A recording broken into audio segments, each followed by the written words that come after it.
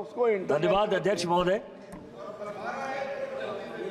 मैं हमेशा ये कहता हूं कि इस पार्लियामेंट में आपने जो एक नई दशा और दिशा दी है वो मेरे लिए एक नया अनुभव है कि अध्यक्ष के नाते आप पार्लियामेंट शुरू करते हैं और आप हमेशा प्रयास करते हैं कि इसकी समाप्ति भी आप ही करें।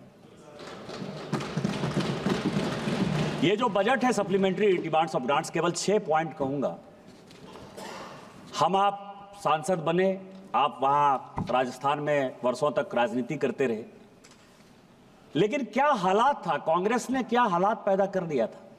किसानों को सही समय पर खाद नहीं मिलता था, और खाद यदि मिलता था तो उसकी ब्लैक मार्केटिंग होती थी।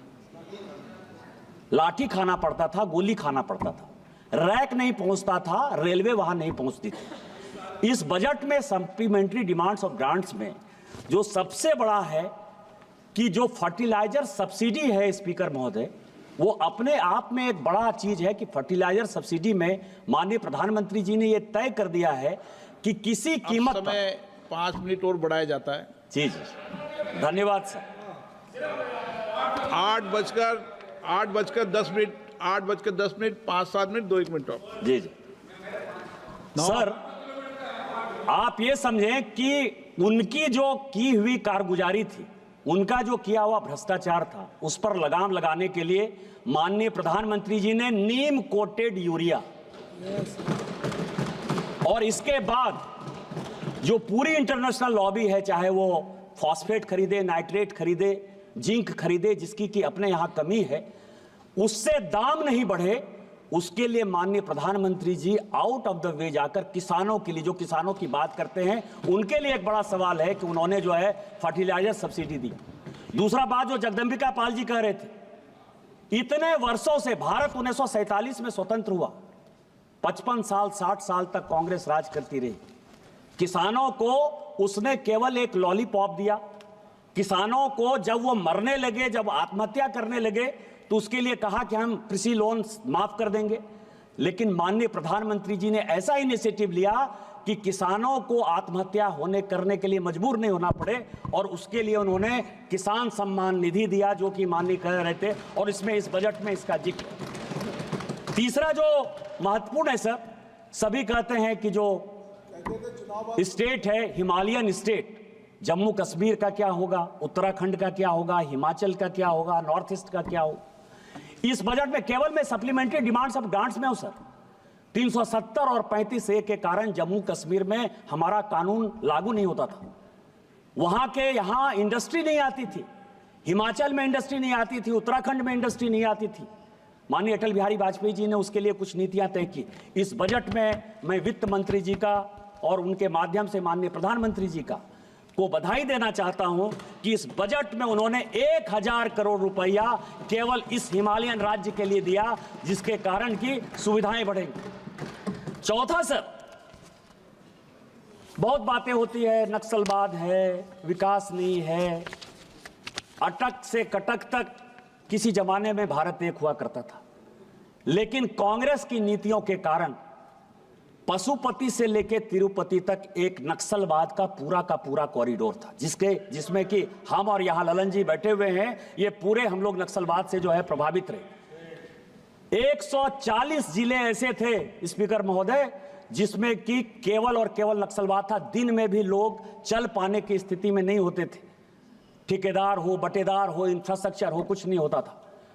इस बजट में मैं माननीय गृह मंत्री जी को बधाई देना चाहता हूं कि 2019 के बाद जितने नक्सलवाद के जिले कम हुए, जितना पुलिस का मॉडर्नाइजेशन हुआ, जितना साइबर सिक्योरिटी में कमी आई, आज 140 जिले हार्डली जो है 25-30 बच गए हैं। और उनका टारगेट है माननीय प्रधानमंत्री जी का, जैसे टीबी मुक्त भारत का कल हम लोगों ने जब मैच खेला, जिसका उद्घाटन करने आप खुद गए थे स्पीकर महोदय, उसी तरह से उनका टारगेट है कि 2025 के बाद कोई भी एक भी जिला नक्सलवाद से जो है प्रभावित नहीं रहेगा, सारे नक्सलवादियों का सफाया हो जाएगा। और उसके लिए इस बजट में तकरीबन 4000 करोड़ का जो है प्रावधान किया गया है। आप बजट की बात करते हैं कि सप्लीमेंट्री डिमांड्स आ गया। मैंने इसी हाउस में सर 2009 से 2014 तक इन कांग्रेस की सरकार को देखा। बजट एस्टीमेट कुछ होता था, रिवाइज एस्टीमेट कुछ होता था, और एक्चुअल एक्सपेंडिचर जो है कुछ होता था। बीईआरई और एई में इतने जमीन आसमान का फर्क था, केवल लॉलीपॉप दिखाते थे सर। एक इंफ्रास्ट्रक्चर का प्रोजेक्ट चलता था, मैं अपने यहां की बात कर रहा हूं, कि एक रेल लाइन बन रही थी सर मंदार हिल से हसदिया होते हुए दुमका। 1995 में उसका शिलान्यास हुआ, 1995 में, और उसका उद्घाटन जो है माननीय प्रधानमंत्री जी ने 2018 में किया। 2014 में जब वो बन गए माननीय प्रधानमंत्री, तो उन्होंने उसका उद्घाटन किया। 4 साल पैसा दिया केवल लॉलीपॉप कि इस साल हम लैंड एक्वायर कर रहे हैं, दूसरे साल हम पटरी बिछा रहे हैं, तीसरे साल 1 किलोमीटर पटरी बिछाएंगे, 2 किलोमीटर।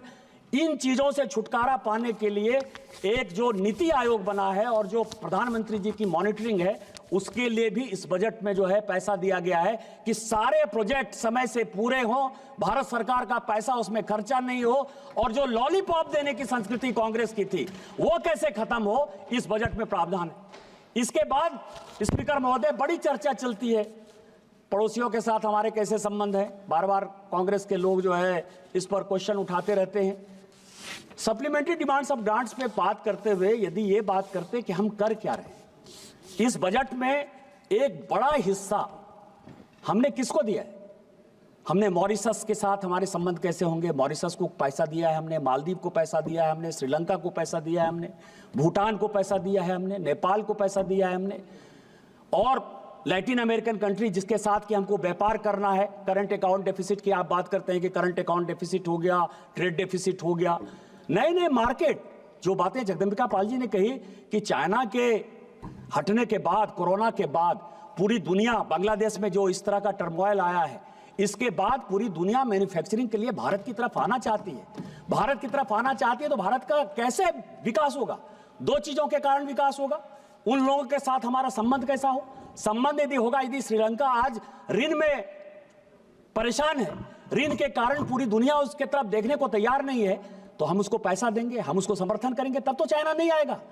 मालदीव ने हमारे साथ संबंध खराब किया, लेकिन मालदीव के साथ हमने अच्छे संबंध बनाए।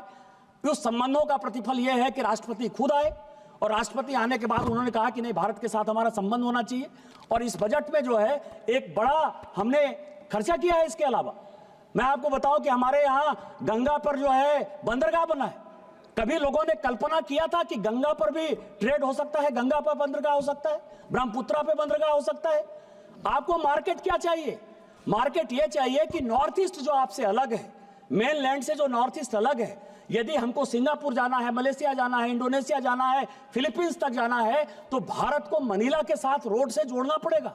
कभी आपने सोचा है कि 2014 के बाद माननीय प्रधानमंत्री जी ने क्या किया? अभी रक्सौल से हल्दिया, जो अभी इस बजट में अनाउंस किया स्पीकर महोदय, माननीय वित्त मंत्री जी ने, कि बक्सर से जो है रक्सौल से हल्दिया बनेगा, या और बक्सर से जो है भागलपुर तक रोड बनेगा। कभी सोचा है कि ये क्यों बना? ये स्ट्रेटेजिक चीज है।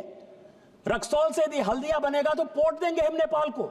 नेपाल को यदि पोर्ट देंगे तो नेपाल जो आज चाइना के साथ जाने की कोशिश कर रहा है, वो हमारे साथ जुड़ेगा। यदि हम नॉर्थ ईस्ट में आगे बढ़ के म्यांमार तक जो है 4 लेन का रोड बनाएंगे, तो ये पूरे रोड से, बस केवल 2 मिनट में समाप्त करूंगा, उसके लिए पैसा है। मेरा ये कहना है सर कि ये माननीय प्रधानमंत्री जी के नेतृत्व में जो माननीय वित्त मंत्री जी सप्लीमेंट्री डिमांड्स ऑफ ग्रांट्स लेकर आई है, ये हरि अनंत हरि कथा